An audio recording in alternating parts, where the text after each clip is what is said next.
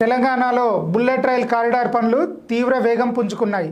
హైదరాబాద్ నుండి ప్రతిపాదించిన వివిధ హైస్పీడ్ రైలు మార్గాల్లో క్షేత్రస్థాయి మార్కింగ్ పనులు అధికారులు వేగవంతం చేశారు. హైదరాబాద్ నుండి చెన్నై, హైదరాబాద్ నుండి బెంగళూరు, హైదరాబాద్ టు పూణే మరియు హైదరాబాద్ నుండి అమరావతి, చెన్నై కారిడార్లకు సంబంధించిన ఫీల్డ్ లెవెల్ సర్వే పనులు జోరందుకున్నాయి.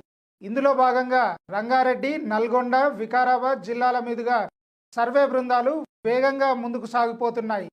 రంగారెడ్డి జిల్లాలోని మహేశ్వరం, కందుకూరు, యాచారం, షాబాద్, శంషాబాద్ మండలాల మీదుగా, అలాగే నల్గొండ జిల్లా నాంపల్లి మండలం వైపు గత 10 రోజులుగా ఈ సర్వే నిర్వహించారు. కారిడార్ అలైన్మెంట్ సర్వే పాయింట్లు, భూసేకరణ అవసరాలను గుర్తించేందుకు అధికారులు పొలాలు, ఇతర బహిరంగ ప్రాంతాల్లో ఎరుపు, తెలుపు రంగులతో ప్రత్యేక మార్కింగ్లు వేస్తున్నారు. యాచారం మండలంలోని కురిమిద్ద, మేడిపల్లి, మల్కీజ్గూడెం, తక్కెలపల్లి, చింతపట్ల, నల్లవెల్లి, మంధాన్, గౌరెల్లి గ్రామాల పరిధిలో ఇప్పటికే మార్కింగ్ ప్రక్రియ పూర్తయినట్టు అధికారులు తెలుపుతున్నారు.